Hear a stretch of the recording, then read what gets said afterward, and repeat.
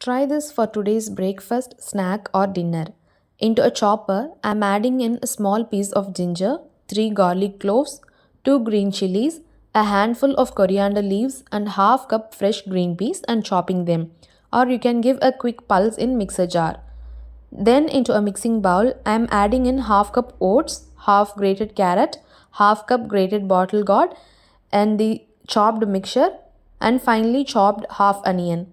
Then I am adding in quarter teaspoon each of ajwain and cumin, followed by chili powder, pepper powder, and salt as needed. Now mix this well and knead with hands until well combined. No need to add extra water. Then take a ball sized mix, make patties out of it, and toast them on both sides in a tawa with a teaspoon of ghee. Delicious and healthy weight loss recipe is sorted out. Do try this and let me know in comments. Thanks for watching.